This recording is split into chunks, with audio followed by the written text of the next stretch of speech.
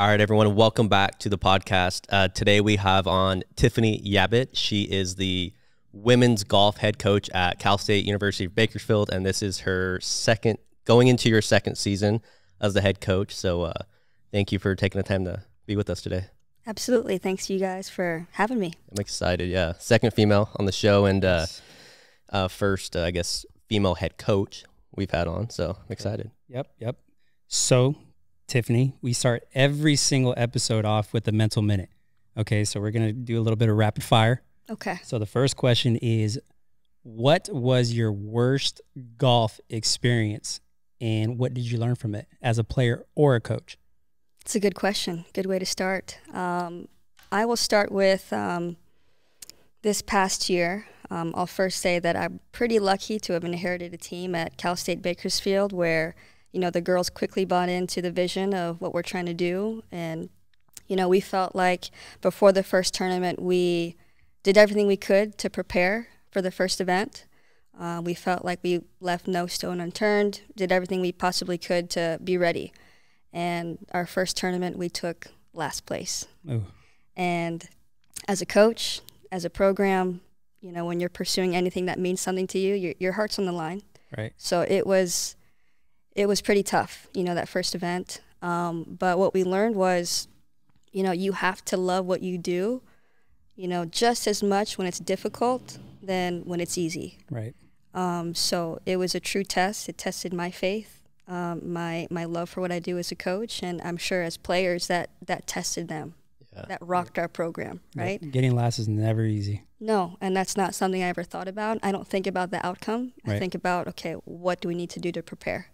So to have that happen and have that be the first event, it was tough, but I think it was necessary for us to learn to, right, because it's easy to want to find something or someone to blame when things are going wrong. So as a coach, you know, I just told them this is on me, but this is also on us as a program. So learning to take ownership is just as valuable when it's difficult than when it's going well. And just sending that message that it's not going to be easy, but we have to embrace the difficulty of the challenge that's in front of us. And, yeah, we learn to love it even when it's difficult. I like that. Love it. Good answer. Good answer. Second question, you know, golf is, you know, there's a lot of huge mental aspect to golf, right? Staying focused. So do you have like a plan or like a routine to help you get into like that focused mental state before you play or coach? Absolutely. We talk about it a lot in our program. And, you know, like you guys said, it's not something that you just switch on to be mentally focused. It's something that we work on a daily basis. So it starts with, we talk about building habits of excellence, right? How we, you know, commit to being disciplined in the details of, you know, going to class, doing your homework or practice, doing drills and being committed to doing it the right way. So really we build our focused state on a daily basis. It's all about habits and things like that. We also talk about just being fully present in the moment, right? It's easy to get caught up in, I did this on 2 holes ago, or if I do X, Y, and Z, I'll shoot this score. But really being committed to just being in the present, that's how we stay focused. Do you kind of teach like every hole's a new hole, right? Yes. Is that kind of the mindset? Absolutely. Yeah, no, we talk about a pre-shot routine, right? All the elite players do it. If you watch Tiger Woods, before every tee shot, he does the same routine down to the second every single time. Even like his approach to setting up the tee, everything is to how many steps he does, how many breaths, how many club twirls he does. Like a creature of habits. Yeah, you have to be disciplined in the little details. Because when you do that, you have no room for doubt or fear or second guessing to creep in. You're just so disciplined to executing your routine that you just focus on executing. Wow. You're just being present. Man, she's money. Yeah. So I don't know about that. No, you're good. You're good. Okay. So the last question of the mental minute is, we're going to get a little bit looser with it. What's your favorite golf course to play on? That's a good question. I'll say I've been lucky to play a lot of nice courses, you know, playing in college. And as a coach, I don't get to play as much, but I've had the privilege of walking a lot of really nice courses with my players. But I'd have to say my favorite course has to be, it's a 9-hole course, a par 3 course back home in Omaha, Nebraska. Nothing special, but it's where my dad introduced me to the game of golf. So Nice. Sentimental. out of all the courses I've ever played and will get to play, that will always have a special place in my heart. Makes sense. This wasn't a question on there, but is there a like a golfer, like whether it's a male or a female golfer that you look up to, or like you kind of like idolize and try to emulate? Yeah. Well, growing up, my dad would always tell me, he's like, if anyone ever asks you that question of who's your favorite, you say Freddie Couples. And I'm like, who's Freddie Couples? But no, he kind of showed me some videos, and he's just got the smoothest swing. Like, nothing bothers him. Nothing gets to him, whether, you know, he's winning a tournament or he's dead last. Just like, you can't tell. He's just an easygoing guy, and that's something that I've tried to emulate and kind of take after, even though I was kind of told to. Yeah, there you go, Dad. Yeah, I got you.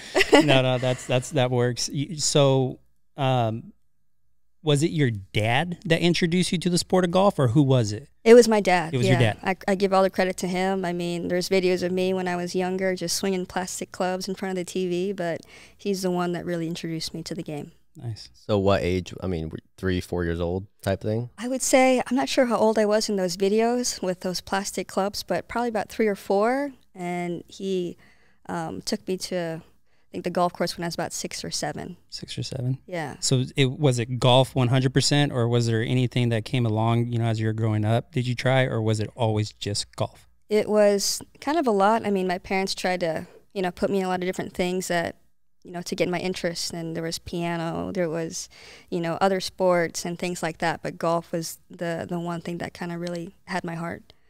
So you grew up in Omaha, Nebraska.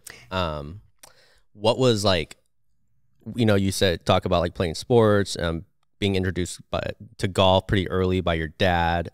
What was your childhood like, kind of growing up, and like what eventually is going to kind of take it to that next step and falling in love with the game? Yeah. Yeah, like I said, I think my dad, I'm very grateful to him that he introduced me to the game at a young age, and I fell in love with it right away. But growing up in Omaha, Nebraska, I'm a Midwest girl at heart, will always be that way, even in California. Yeah. But I want to credit my mom, too, because growing up, she really instilled the value of faith in our family. We grew up Catholic, but it was more than just going up and going to church every Sunday. Growing up, she would always tell our family, she's like, in everything you do, put God first, and he will crown your efforts with success. So, you know, hearing that growing up, that was really kind of what made me who I am today. At the core of who I am, that's what I believe in. You know, in everything, I put my faith first. And I don't go pray about, oh, I want this, I want to achieve this. I mean, certainly I've got, you know, desires and visions in my heart of what I want to achieve, but I pray about it, and then I go to work. And then, you know, in his time, he'll open the right door, right opportunity. So I've been lucky and blessed that I've had a lot of really good opportunities, but I put my faith in God first, and then I work, and like I said, on his time, you know, I get lucky with a really good opportunity. Yeah, that foundation. So did your dad, I'm assuming, played golf? Yes. Mom too, or just... My mom did not. She was just walking along, or maybe in the car, just kind of watching, cheering us on. But she was there. She was there, yeah, every now and then. But you know, my dad, I just kind of begged him to take me to the course and let me tag along. And he was tough on me for sure, but he just saw potential and wanted me to be good. So you were like seeking out, like, I want to go with you, or like, I want to go. Let's go to the golf course today. Yeah, Dad. I mean, he always had, you know, golf on the TV. So every time he watched, I'm like, can we go after? Like, I just could not wait to get to the course. And he kind of set the tone of, you know, what it means and what it looks like to work hard. You know, when I was a kid, and even up until now, like, he works 2 jobs, and he never complained about it. You know, I would barely see him. So when I'd get to go play golf with him, it meant a lot. But yeah, he would never complain. He just did what he had to do to take care of our family. So that kind of also instilled the value of, you got to go earn your way. You got to do what you have to do, and you don't complain. Were your parents from the Philippines, or were they born here? Yeah, both my parents were from the Philippines. So do you think that played, I would imagine that plays a big part in like your upbringing, but also like your dad's mindset of, you know, never complaining, working hard, because his family, and he was born and raised there. Absolutely. So he sees that. Yeah, no, and I think, you know, growing up, they weren't really vocal in how they cared about us, but they just showed us. Actions. Actions, Right. yes. Yeah. And, you know, I was lucky enough to go visit family in the Philippines, you know, growing up a few times. And, you know, some of my family, they're pretty well off, but other parts of my family, you know, they're, you know, their ground is dirt and their walls are, you know, bamboo sticks or, you know, pieces of wood. Yeah. Yet they're the happiest people and they want to give everything that they have to you. And it's not much, huh? And it's not much, but they want to give and they're happy to do it. So, I mean, that's their culture and my culture, and that's kind of where this heart of giving and serving kind of came from, and kind of what inspired me to want to coach. Like, you got to give. It's not about what you have or what you can get. It's what can you give? How can you serve? I love that. Right. Yeah. So did you have this same mindset and work ethic as a student? Were you a good student as well? Absolutely, yeah. I mean, I was a pretty good student, but I just remember every day in school, I'm like counting down, like, when can I go to the course? So obviously, as a student, that's huge, right? But yeah, absolutely. So we all know that golf is a very challenging sport. There's really nothing easy about it. So what do you love and hate the most about the game? It's a good question. I will say I love the fact that golf exposes you, right? You can walk the walk. I mean, you can talk the talk, but you can't walk the walk if you don't put in the work. So it exposes you in a sense of a character standpoint, right? It tests you because you're going to fail more often than you're going to succeed. So it's how do you respond when things go wrong or you get unlucky on the course? That exposes you. And if you don't work hard enough at it, you know, that's going to expose you when it comes time to compete. You can't hide on a golf course. You can't hide. That's exactly it. Cannot. You can't. And I love that, you know, it's everyone's on the same playing field, but your journey of how you execute or get the job done looks completely different than everyone else. Right. And similar to life, it's kind of cheesy, but it's similar to life in that we're all kind of on the same planet, but everyone's journey is different. But it's up to you with what you do with your opportunity. Right. So have you always kind of kept this love? I mean, I would imagine being the head coach now and continuing it for, you know, over 20 years, but was there ever a time like you questioned it, or it's always been there? Like golf is always going to be there, and that's something you're going to passionately follow and continue trying to grow at? Yeah, I think I've always loved it, even though it might have felt like I hated it or disguised as hating it or getting frustrated. There was a time in my college career where there was just a point where I felt like I was the hardest worker on the team. I was doing extra work. I was doing everything possible. Like, there was a point where multiple times a week, the head pro at the golf course would have to call my coach and say, I'm trying to go home. I got to close the gate, but Tiffany's still here. Can you call her and tell her we'll do this again tomorrow? Right. But, you know, I just loved the grind of it. I loved, you know, working at it. But there was a time where I was doing that every single day, and the results were not coming my way. So that was a lesson I had to learn, and something that I tell my team. And I kind of credit this mentality to Tim Grover. He's the author of Relentless and Winning. And we learned this a lot this year, in that you can be the hardest worker on the team or in whatever your industry is, but that doesn't guarantee that you're going to get the results that you want. But if you love what you do, even if it's difficult, you stay on that journey, because I'm a big believer in that hard work pays off, but you just don't know when. Right. But you got to be patient. You got to be patient. Right. Exactly. And if you keep your head down and you love it, even when it's difficult, the results will come. Perseverance. Sometimes people give up too quickly. Like, we've all seen that old picture, like the guy digging in the tunnel, and is like, he's like right there to the end. He just stops and turns around. Right. But you never know. You never know. You never know when the breakthrough is going to come. So it's like, you got to have that patience, and you got to have that love. Even when it feels like frustration, it's still love. Yeah. When did you kind of know that you had something, or like the ability to maybe go play at the next level? You're playing as a child. You go obviously play at I would imagine a high level in high school. So when did you kind of figure out, like, this is something I want to do at the next level, and like you have the ability and the work ethic to do it? Yeah, I think when I was in high school, I love the grind of it. And I'm a big visionary and big dreamer of, I don't do anything with the intent of not doing it at the highest level. Yeah. So for me, there was no question of, I want to take this to the highest level. I knew I wanted to play in college, and there was always hopes to play in on the professional tour.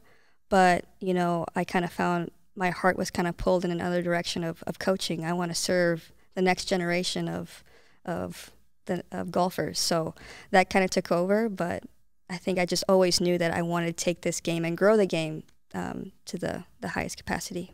Yeah, because I mean, you could have probably went and tried to pursue a professional career at some point, but you wanted to be of service, right? And absolutely. I mean, you see this from a lot of great people like John Wooden. I was talking to Zach about John Wooden earlier, and he was an All-American at Purdue and could have went and played professional at the time. Like, this is back in the 40s, but he becomes a coach at, you know, different high schools and then eventually UCLA, and not he wasn't going to be selfish, but to be of service, right? And that was the ultimate goal, to give back and be of service to others, other than just yourself. Absolutely, yeah. It's bigger than you, and I think I'm glad that I understood that and realized that, and never would have been on this path if I didn't. So probably safe to say you have no regrets. No regrets, no. Yeah. Love it. I almost did. I had Close. There was at one point where I had some people that were going to sponsor me to go to the qualifying tour to try. And then I got the offer to come here. So it's like, I think that's God telling me, wow, coaching is your path. That's a hard decision right there. It was, yeah. It was tough. But no, I think my heart was in the service. Yeah. So you're a member of the LPGA, right? Yes. So when did you get that? So I got that, I think it was the winter of 2021. So it's the LPGA, which is the Ladies Golf Professional Association, or Ladies Professional Golf Association. So it's the teaching and club professional card. So I did that for a couple reasons, mainly to be, you know, I'm a coach that I want to earn the right to coach my players. And if I'm ever going to inspire them or ask them to do more than what's required of them, or do more or learn more, anything of that nature, I've got to lead by example. Right. So at the time, I was working 2 other jobs along with coaching and then going to school to get this card. But I wanted to do that to set the example that, again, you have to do more than what's required if you want to be successful, if you want to achieve anything meaningful in life.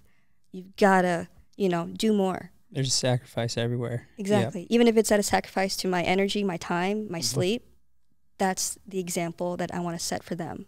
And also as a female, a minority, and a young woman in the golf industry, you know, sometimes you're not taken seriously. So to have some credibility behind you and some knowledge behind you that I'm here to earn my way. It does go a long way. Yeah. You're 26, correct? 26. Wow. Got a lot. Head got coach, a lot 26. Going on. Yeah. I feel pretty lucky. Well, it's impressive. You know, the hard work, the faith, and everything. Just staying true to your values. I love that. Just it sounds like making those decisions to become a coach, and you know, those tough decisions, right? Like, it's always goes back to those values. It does. And like who you are as a person. So I love that. Yeah. The harder you work, the luckier you get. Exactly. And it's funny you say that. Like, when I was coaching at Winona State, I didn't want to leave my players.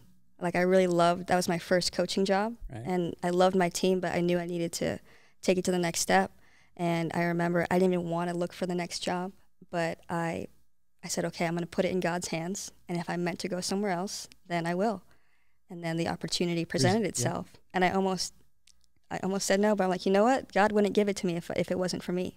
Right. So I just said, you know what? I'm going to move across the country and, you know, earn my way into these girls' hearts and make a program that's really special. So how did that connection happen, right? How did Cal State Bakersfield find you? Yeah, I just, there's the NCAA job market, and the men's coach at the school I was working at, he kind of encouraged me to say, hey, I think you're ready for the next step. And I was kind of hesitant at first, but I was like, okay, you know what? I'll do it if it's God's timing. And that's where I was like, I'm comfortable if, you know, I'll put my resume out there, and again, if it's meant to be, it will be. So they reached out after I put my resume out there and went through the interview process, and I'll be honest, I didn't think I was going to get it. I knew I wanted to be a head coach, but I didn't think I'd get it till I was like 30. So to have this opportunity, it's a dream come true and a huge blessing, and I just feel very lucky to be able to do what I do. That's cool. So before you get the Cal State Bakersfield position, you were at what school? Winona State University. So you were coaching there? Yeah. Head coach? Head coach. And is that, what kind of atmosphere is that? Is it Division 1, 2? What Division 2. Okay. Yeah. And so you were there how many years? I was there 2 years. 2 years. Yeah. And you went there right after you got done playing? Actually, I worked for a year out of college. I took a job that I felt like I was supposed to do, and I knew it wasn't my why, it wasn't my purpose, but I knew in the back of my mind I wanted to coach, but I felt like at the time, who's going to take a chance on a young female, a minority? I thought all these things were working against me.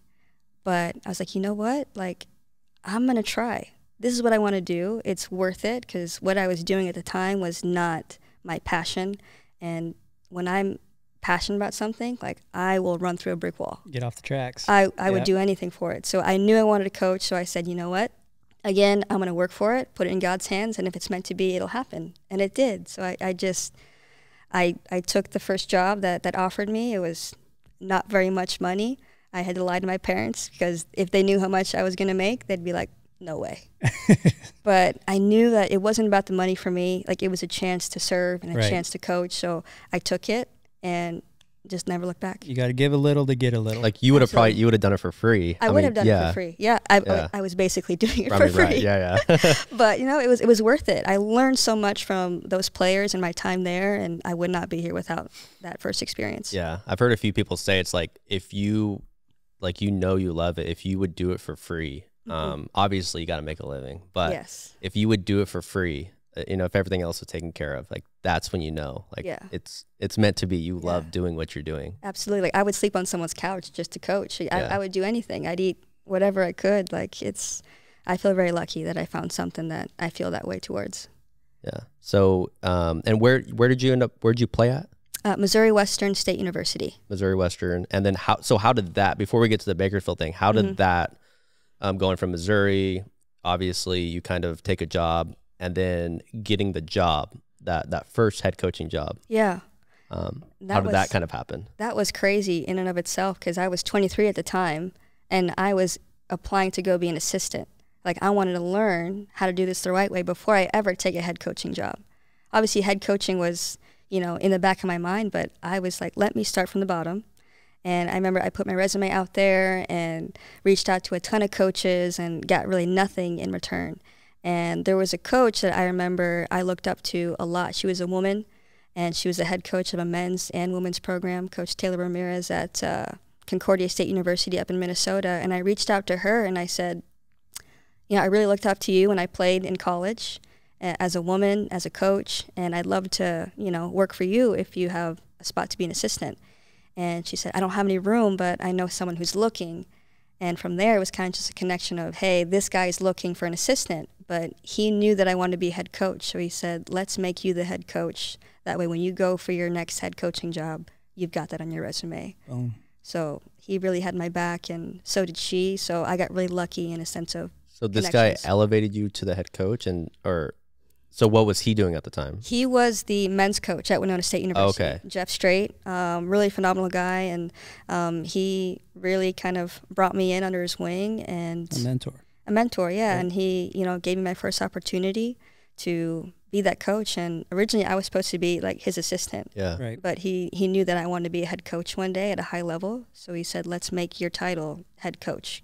So you became the women's head coach. Women's head coach. Okay. So at 23, like, that was incredible. A great opportunity, but I was thrown into the fire for sure. Yeah. But learned a lot. So what were some of the things you would kind of take away and that you kind of learned? Because I'm sure a lot of mistakes, a lot of failures that first year, but those are some of the best learning opportunities a lot of times, you know? Absolutely, yeah. You learn by doing, and you learn the best by just being thrown into the fire.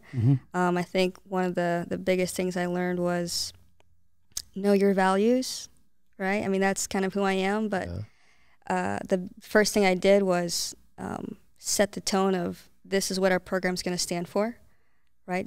Core values, and that's how we're going to operate. So before it was wins and losses, before I ever asked them to do anything too, it's like, I've got to know their hearts. I've got to get to their heart before I ever ask them to do anything for me or before I ever coach them. So learning the value of getting to know your people, your program, your players, knowing them, and getting to their heart, I think was the biggest thing. And just, again, setting a foundation of what you're about and not negotiating what you're about for anything else. Yeah. Taking the time to understand people is it's a big deal. Yeah. It's how you build good relationships. Absolutely. Right. Yeah. Yeah. And you never know where those relationships are going to lead into. In your case, it leads into a head coaching job and keeps on going. And I'm sure those relationships will come back full circle in the future and continue to kind of give back and give to others. So we kind of scratched a little bit here and there, you know, but what truly inspired you to be a coach?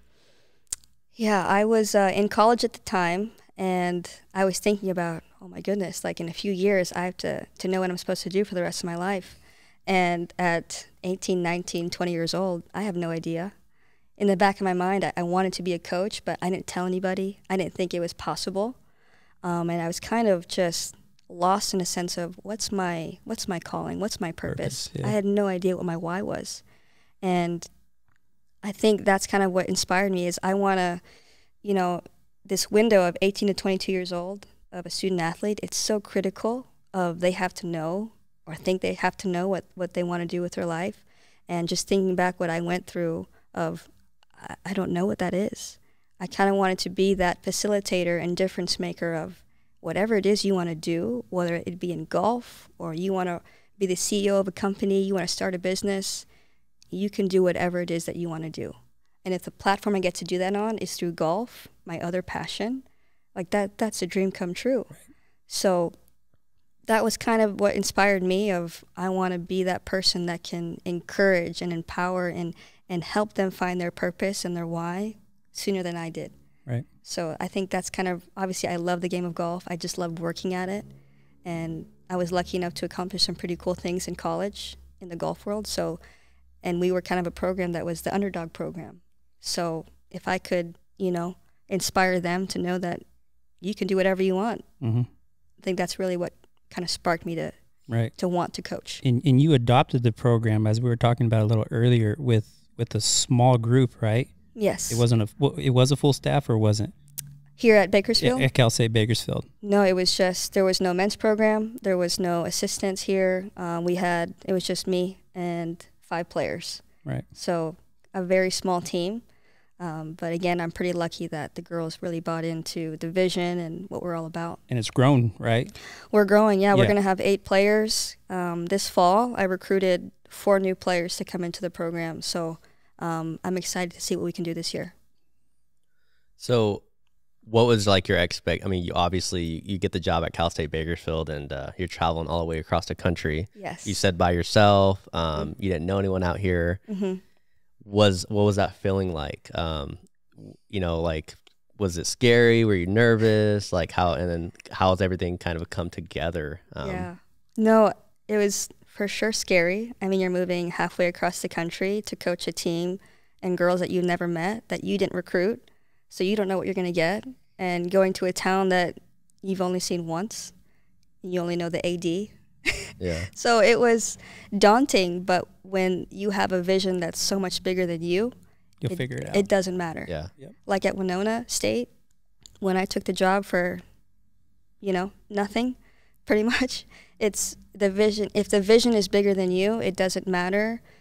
You will find a way to make it work. Find a way. So it was just a sense of, I'm just ready to get to work, and let's make this thing happen. Right. Yeah.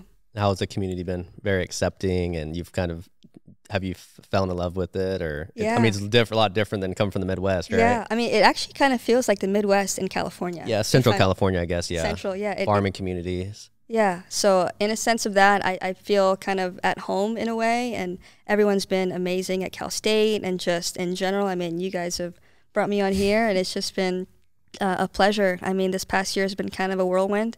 Like when I got here, it was just hit the ground running and let's make this thing go. So it hasn't been a whole lot of time to come up for air, but when I do get the chance to, you know, come up for air a little bit, everyone's been super supportive and welcoming to me. Yeah. Yeah, that's really cool. A lot of people like outside of California, or even that live in Northern or Southern California, don't realize like the whole like Central Valley, the 661 in Bakersfield, the 559, this whole Central Valley, it's different. It is. Farming communities, but the people are down to earth, very accepting and kind of buy into communities and athletics and things like that. It's just different. When people think of California, they think of the beach. They think of the sunshine. But I'm a victim of that. Yeah, yeah, I did. it's I was different like, though. Where's the beach Yeah. at, guys? I was waiting for that. Oh man, you got to drive a couple hours. I for do, that. but that's okay. Yeah, No a lot time of for the beach people don't anyway. realize like this. They call it the breadbasket of the world in Oh, the really? Central Valley. Yeah, because it is the Okay. number one, basically agriculture production in the world that comes out of this whole area Oh, from wow. from Bakersfield all the way up to Fresno and everything in between. Mhm. They put out more agriculture production than anywhere in the world. Wow. Yeah, I didn't know that. yeah, pretty anywhere impressive. from citrus to almonds to cattle and everything else. So Okay. it's pretty Sprinkle in the- crazy. Sprinkle in the beach and you're good. That's Yeah. awesome. I love it. But so we've been kind of talking here and there. You have a lot of goals, a lot of visions as a coach, as an ambassador for the game. Can you talk about some of those? Absolutely. Yeah, I think obviously in the back of my mind, I'm a competitor at heart. So again, I don't do anything with the intent of not doing it to the very best of my ability and to be the best. So the back of my mind goals are, let's win. I want to push for the first ever Big West championship for CSUB. I want to take us to regionals and push for a national championship. And people might think that's crazy, but that's what I want. Right. And that's what I'm here to do. But I think at the forefront of my mind, my goals, my ultimate goal, I mean, when I see my student athletes on a daily basis, I don't see an 18 to 22-year-old. I see who they're going to be when they leave my program. And it's a responsibility that I don't take lightly. I think about who they're going to be as a mother, who they're going to be as a wife, someone in their career field. I think about all those things on a daily basis. So I know that what we do on a daily basis is so much bigger than just X's and O's and practices. It's how do you respond when things are going wrong? How do you respond when things are going well? And it's all about preparing them for life after college athletics. And the end goal is, I realized this year my current players will be my former players for much longer than I have them. So the end goal is to just make sure that when they leave this program and they're faced with a difficult challenge in their life, they will know how to respond. They're prepared because of what they went through here. Right. And the end goal is just, to have, if they walk around with a little piece of you in their heart as a coach. And So being an ambassador for not just women's golf, but golf in general for, young kids or especially the females, what advice would you give the young person who is wanting to improve their golf game or to become a better golfer or just a better maybe person? Because I think that you get those foundations. It takes the whole piece. Like you could be a great athlete, but if you don't have those values and those leadership skills, like it's only going to take you so far. So the whole athlete, what advice would you give to these young kids? Maybe they're in high school, maybe they're youngsters, maybe they want to go play college. yeah, it's a good question. I think, the first thing I'd tell them is to know your why. Know your reason why you're pursuing what you're pursuing. Because if you're pursuing anything meaningful and anything difficult, it's going to be challenging. There's going to be adversity. And if you know your why, if it's internal, right? It's an internal drive and you love the process. It's not external of, I want the recognition or the trophies. If you're in it for the right reasons and you know that, you're in touch with that, that's number one. Because the second it gets difficult, if you don't know your why, you're going to want to give in or give up. So first off, be in touch with that. And then be prepared to fail, because you will fail a lot of times. Even myself, on a daily basis, it's normal to fail. But if you can anticipate adversity and be prepared for it, you'll be more prepared. But also be prepared to win and to succeed. Because, again, I'm a believer in that hard work pays off, but you just don't know when. Yeah. I can't tell you when your breakthrough is going to come on the golf course or in life, but if you've got your head down and you've got your values, you know your why, and you're continuing to work hard, when that opportunity presents itself, you're ready. You don't have time to get ready. You've been getting ready. Yeah. So I would say just be prepared to win, but also be prepared for adversity.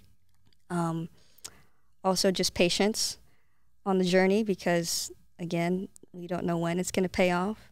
But if you love it and you're prepared for it and you're okay in the wait of before that breakthrough happens of your success, then you're going to be okay. And lastly, just surround yourself with the right people, right? Whether it's a coach, your family, right? Whether you're pursuing anything, you have to have the right people around you because that can determine how far you go or if you don't go far at all. So if you have the right people in your corner too, because you can't go far on your own. Right. You can go a certain distance, but you can't go as far as you can with the right people in your corner. So yeah. I want to talk about the mental aspect real quick because obviously golf is such a mental sport and it could, you know, through 18 holes, sometimes more, like it's daunting, right? On the staying focused, the mental aspect. What kind of walk us through whether it's like coaching these athletes or you playing yourself, what is like what's the kind of the thing that you to staying focused and what's that kind of process through 18 holes? Starting from, I guess, before the actual tournament, before starting to play 18 holes, all the way through and then even kind of the post. So like say you're playing in a big tournament. Yes. Or your athletes are playing in a big tournament. What's that kind of process? Yeah. Through 18 holes. Yeah. I think, like we said in the beginning of the podcast, I think the biggest thing is once we get to a tournament, we know that we've done everything possible to be ready, right? We've already been disciplined in our details and our preparation to be ready for that event. But the biggest thing that I try to instill in them, it's just to be present. Like before a tournament, we've already got our game plan. They know what to do. They know how to execute. But sometimes we'll do this thing where we just kind of almost as a huddle, we'll jump in place. But really it's about, I want you to feel where your feet are. I want you to be where your feet are, right? Because again, it's so easy to get caught up in, oh, yesterday I wasn't hitting it too well. Like today it might not be my day. Or, hey, if I do X, Y, and Z, if I shoot this number today, I can shoot my personal best. I might win the tournament. Like it's so easy to get caught up in the past or the future. Our team calls it time traveling. And I just encourage them to just be where their feet are. And the second that they feel this pull of, I'm traveling to the future, the outcome, or what happened on the last hole, I just encourage them to just be where their feet are. Just be present. And if you can discipline yourself to just execute and be in that present moment, that's all you have to do. And you have, 72 shots, hopefully, around 72 shots, where if you can just be focused and disciplined for 30 seconds, 72 times, then that's all it takes. It's not this big, daunting task of, for 5 hours, I have to be locked in. That's draining. I couldn't do that. I'd lose focus. Yeah. I'm like, what's next? So if you can just be disciplined, we talked about the pre-shot routine, like Tiger Woods or athletes, like I encourage them to find a routine of how you walk into a shot, right? You pick your target, you've got this routine, and it's the same before every shot. How many steps you take, how many club waggles, how many looks you take, down to the second, down to everything. If you're disciplined in those details and you're just locked in for 30 seconds for 72 times, it doesn't guarantee that you're going to get the outcome you want, but that gives you the best chance to be locked in and focused for the shot at hand. So that's kind of what we kind of preach. Nice. That's good. That's good. Yeah, mental preparation's pretty big in golf. It is. It's huge. It's a make or break, really. Right. Yeah. Well, so a little bit before that, we were talking about goals and visions and stuff like this. You have a foundation that you're trying to get up and going, correct? Yes. So can you talk a little bit about that and what that consists of for you in the game of golf? Absolutely. Yeah. So I feel pretty lucky, pretty blessed to be able to start something like this. It's a goal and a dream that I've had in my heart for a long time, and no one really knew about it. But it's a dream I have to really grow the game for kids that aren't as privileged, and to provide opportunities like scholarships, golf equipment, course access. I really just want to grow the game because, I mean, golf has afforded me so much in my life. I mean, every great opportunity through golf, I mean, it's taken me to some amazing places. And if I can give that same chance to another kid, I mean, that's the biggest blessing that I could ask for. Yeah, you're winning in more ways than one. Yeah, and kind of my core values, it's not about me. It's bigger than me, and it's not about what can I get, it's what can I give. So that's kind of what inspired me to start this foundation. It's a charity golf foundation where there's kind of 3 parts to it, but there's a scramble golf tour, first ever of its kind. It's called the ImpacTour because the prize money is big, right? So for the participants, it's thousands of dollars to compete in the scramble tournament. That's unheard of. So in one regard, we get to impact our participants, but the big caveat is we get to impact the lives of so many kids. One, we get to grow the game for youth, but we get to provide scholarships, equipment, course access, like to kids that might not get that chance. So if I have a hand in that, I mean, that's a dream come true, and that's kind of what stemmed creating the Impact Golf Foundation, which is the foundation that's going to be able to fund all those things. And we'll get those proceeds from the tournaments. And also another passion is we're going to start it's a golf clothing line for females, Golf Gal, but it's really to empower every female, whether you're 5 or 50, to empower every female that you can do whatever you want. So there's kind of a lot in the process, but it's been a dream of mine for the longest time, and I'm lucky enough to have a business partner, Darren Nunn, who, he asked me one day, he's a sponsor for our program, and we played golf one day, and he just asked me, what's your dream? What's your goal? I said, along with coaching and hopefully winning a national championship one day, my real end goal is to be able to impact kids and really make a difference and just be able to grow the game. So I'm excited for this venture, and our first event will be here in Bakersfield, or not here, I should say, but in Bakersfield at Bakersfield Country Club, September 12th. So hopefully that first event will be able to raise a lot of funds for the foundation. I'm sure it will. Are you looking for like more sponsors to come on, or what's that whole aspect look like? Is there anyone listening to this that maybe wants to sponsor it? Absolutely, yeah. So I mean, the more sponsors we get, that's going to allow us to impact more kids. Yeah. So any sponsorship that we get, we'd be super grateful for. It's because it's going to go towards funding scholarships, the equipment, and being able to let kids play at certain courses. So we're starting that process of trying to get some sponsorships to be able to kind of get this thing going and to impact more kids. Yeah, and when we release this episode, you guys will have launched it, announced it. Is there going to be a website or like a social media people could go to kind of learn more about it? Yes, so I'm starting the social media channels. We'll have Instagram, Facebook. We have our website right now. It's not live yet, but it's going to be once this is released. What will it be? It'll be ImpacTour.com. Yeah. Nice. So people could go to there, learn more about it if they want to donate or get involved. Sign up for the Scramble Tour, anything like that. It's and is this for all ages? Like, what is there age cutoffs or? No, like it's the scoring is handicapped, and we welcome males and females to play on the tour. And eventually, I want to branch it out to have like a youth tour as well. So it's what's the minimum age for the tour that people could pay or play? I guess we haven't really thought of that, but maybe I guess really any age, as long as they're willing to compete. So like high school girls or whatever, and whatever could come play. Mm-hmm. Okay. Absolutely, yeah. All for a good cause, and absolutely.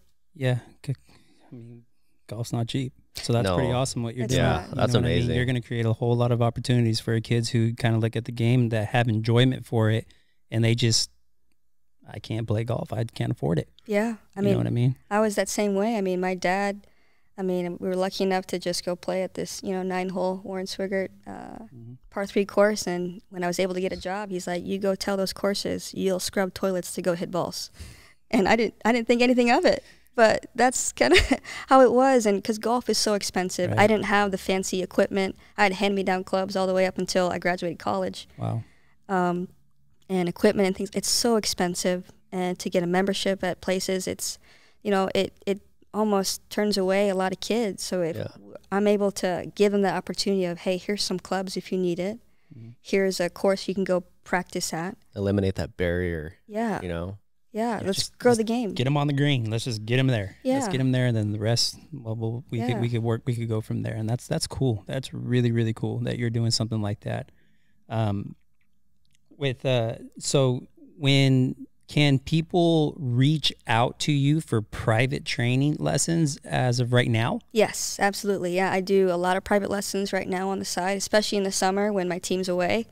I don't do quite as much in season during the year when the team is here, but right now, especially in the summer, I work a lot with high school kids, adults, little kids.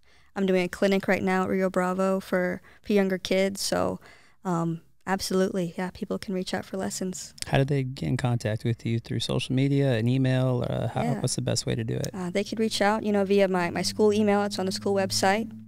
I think all my contact info is on there. So we could put that in here too if you want on the descriptions on YouTube or Spotify, Apple, wherever you listen to it at. Okay, yeah, that's perfect. If you want, yeah, thank you.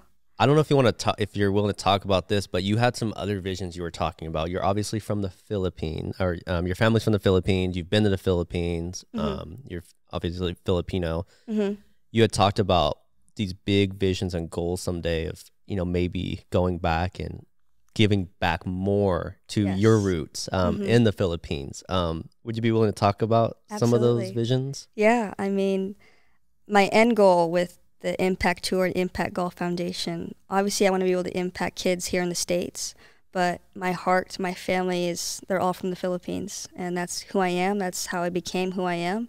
So my end goal is to be able to go back, hopefully in a year, and give out a first scholarship to someone out there. Awesome. And donate some equipment out there.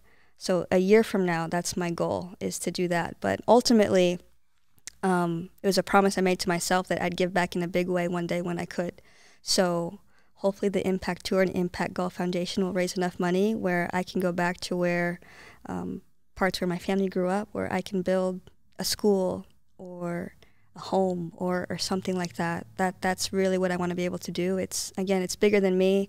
And I would like to be able to one day give in a big capacity. Yeah. Because at the end of the day, the more you give, the more you get, right? Absolutely. The more you receive. So I love that. Yeah, I'm excited. One day that'll be able to happen. Well, I can't wait to see. I know you're going to do big things. This is kind of a, I don't know, lower level question compared to what we've been talking about. But what are some keys to, I guess, improving someone's golf game? Someone that's a mediocre golfer like myself. Zach. I'm going to put it out there. I have never played golf. Never? I've never played golf. You've got to change that. I'm like you. I just have dreams and goals and visions to where I never leave. You know what I mean? But I just text my older brother, hey, where do I get a golf set at? I guess I should be asking you those questions, but we'll talk about that afterwards. But the game of golf is something that I want to get into, but man, you got to give yourself a couple of hours throughout the day to do it, right? You do. That's commitment. Yeah. So I would say, be willing to dedicate your time and be willing to sacrifice. With anything meaningful in life, you got to be willing to sacrifice and dedicate your time. But an 18-hole round of golf will take you about 5-6 hours. But we don't have to go to that right away. But I would say, if you're willing to dedicate yourself, right, you got to be someone that's okay with working at something that's really difficult, because golf is probably one of the most frustrating and difficult sports. Yeah, I think that might be keeping me away from it. I'm competitive just like you. Yeah. And I will stay there. Yeah. I will stay there until I figure it out. My coach is going to call you, hey, Zach, it's time to go home. I'll blame you. It's Tiffany's fault. She introduced me to the game of golf. Yeah, but no, I think just also getting someone that's really educated and can teach you the right way, because it's so easy to just pick up golf and create bad habits. So if you can get started on a good foundation and someone can teach you the mechanics, fundamentals, if you can get started in the right way, then you can go to work as long as possible if you're doing the right thing. So find the right person, find a coach that can teach you the right way, and be willing to dedicate your time, your effort, and be willing to sacrifice. So for two questions. So for you personally, what is the hardest part of golf for you? The putting, the driving, what is it? It's a good question. What would you say? I would say maybe approach shots. Okay. Approach shots, yeah. Because you got to be dialed in a sense of course management, of where to aim on the greens, and, picking the right club, assessing the wind, assessing the conditions, the shot at hand. making the right decision, really. So would you say that's also the same for as a coach too, trying to teach a player? I think so. I think really, as at this level, these players, they know how to swing a club, they know how to execute, but really it's the mental game. One, how do they respond when things go wrong? But two, it's like, how do they make the right decisions when I'm not there? Right. I'm not saying that I make all the right decisions and I give them all the perfect Sure. advice, but it's, can they make the right decision? Can they commit to making the right choice and executing to their target? Trusting themselves. I think that's the biggest thing. Trusting and confidence in themselves. I think that's the biggest hurdle, is getting them to do that. Do you give them that like freedom to like make those mistakes? And you guys at the end of when you guys go back and debrief, like, hey, like you guys go back and look at those decisions, like, hey, on the 16th, like, you know, you made the decision. Yeah. What would, like, do you guys go back and talk about those things, I would imagine? Yeah, absolutely. Yeah, we do a lot of debriefing after tournaments and before tournaments too. But there's been a lot of times in my coaching career where, you know, I'll ask them, okay, what are we thinking here? What's the shot? And they'll tell me what they're thinking. And I'm like, that's not the right shot. But I know that if I tell them to do something else and they don't execute, they'll blame it on me, or they won't learn. So I'll say, okay, you can show me. You can show me this flop shot over the tree. Show us. With the 7-iron. Yeah, show me. Show me.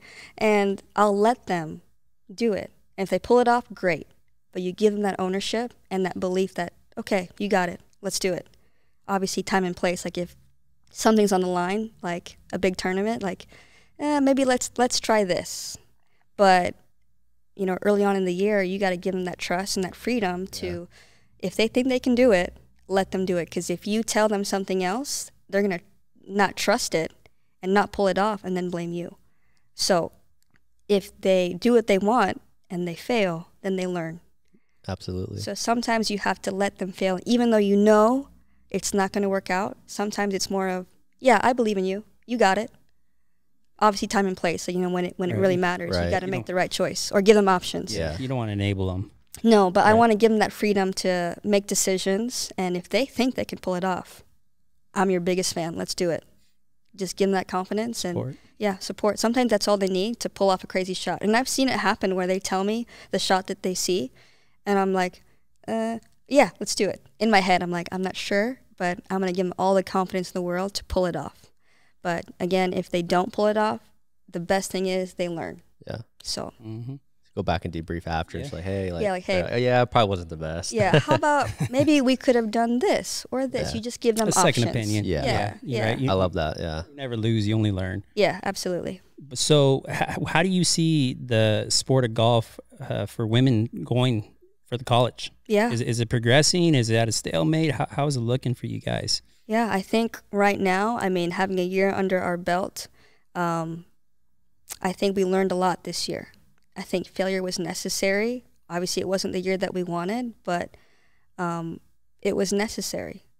I send my team a daily message every single day, and one of the messages this week was from Coach Kara Lawson, the head women's coach at Duke Basketball. Duke, yeah, I saw that. Yeah, and she said, you can't wait in life for things to get easy. You have to become someone that handles hard better.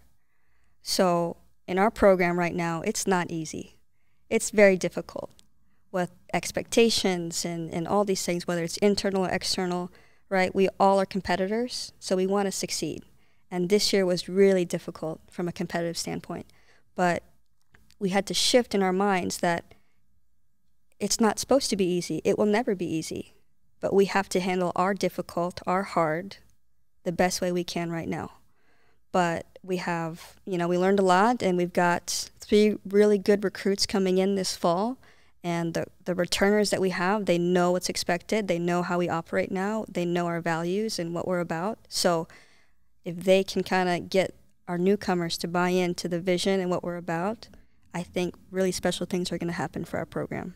That's good. Yeah. What's the direction of, I guess, women's golf, but golf in general? Is it, I feel like it's trending up, but I feel like more people are golfing, but I could be wrong and naive in that, but is it gaining more traction, growing, or like what do you kind of see just from all aspects of golf? Yeah, I would say it's on an upward trend for sure. I mean, with the LPGA and PGA Tour, and just there's so many different avenues to grow the game for young people, along with hopefully ImpacTour and Impact Golf Foundation. Yeah. But there's so many people that have a heart to grow the game.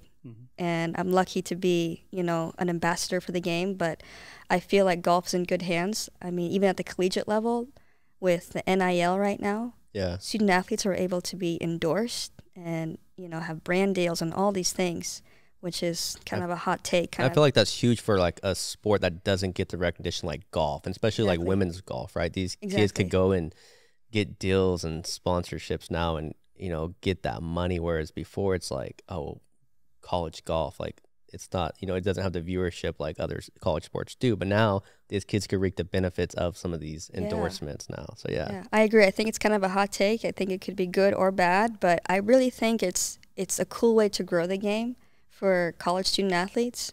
I mean, you know, it's huge, and just from a social media standpoint in that regard too, I mean, I think it's only going to get better for not only just college student athletes, but just golf in and of itself. And you've got, you know, controversy with the LIV or Live Tour and things like that. But, I mean, it's all different things that are just trying to make golf grow and be relevant and exciting. So, and hopefully with the ImpacTour, I mean, that's a whole different avenue. It makes an impact. Hopefully 100%. We'll see. Absolutely. Yeah. I think, I mean, with the controversy, if you talk about Live or these other things, and hopefully like your ImpacTour and stuff, you know, with the actual values of the Live stuff and all the Saudi stuff, having another tour and more money come in, I think it's going to just it's going to force like the PGA to elevate their marketing and elevate their earnings and the money into these tournaments. So I think at the end of the day, whatever the values are, it's going to elevate everyone up, and hopefully PGA could like level up, and these guys will come back. So I think like it's like the capitalist, you know, all these companies, it forces you to be better. If not, you're going to go out of business. So. I think so. And I think, like I said, it's kind of a hot take, but I think that golf needed to be shaken up just a bit, you know? So, yeah, obviously a hot take, but I think it's good to have change, right? Yeah. Whether it's on the tour or whatever, you have to be able to adapt and, again, level up. Yeah. Yeah. I think it'll have good benefits, and like your ImpacTour, I'm excited to see what that's going to turn into. And then, like, just listening to your values and who you are, like, there's no doubt in my mind it's going to take off and be huge. Like, I'm sold on it. So, well, thank you. I appreciate that. It means a lot. Yeah. So hopefully, you know, we're going to see some big things soon. I mean, we already are, but that thing kind of elevate in the next few years. Absolutely. Yeah. Hopefully it'll take off, and we'll be able to, you know, have a tour all over the country, maybe all over the world, and impact kids everywhere. Dream big. You got to. You got to. That's awesome. Yeah. Really cool. Zach, any final remarks? It's a random question. You ever hit a hole in one? No. Never. Never. Got close? I've hit the flag multiple times. You've hit multiple times. But they've never gone in, so. Never gone in. One day. Yeah. Well, I mean, there's PGA guys that are some of the best in the world have never hit one. Yeah. I've holed out from, you know, in the middle of the fairway, but I was by myself, so that doesn't count.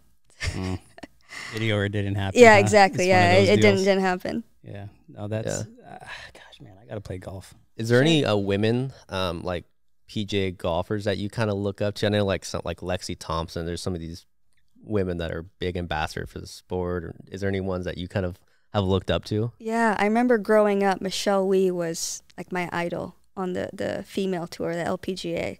Obviously as an Asian American, right, as a minority, you know, to see someone that looks like you succeeding and on the LPGA tour, I'm like, that's so cool. Like, I was 8, 9 years old, and I just saw her competing, and she played with the guys, and she's competing and she's winning, and just to see a female, you know, that looked like you and was successful, that was just a huge, you know, inspiration. Yeah, inspiration, absolutely. Yeah. So I just was like, I'd love to be like her one day.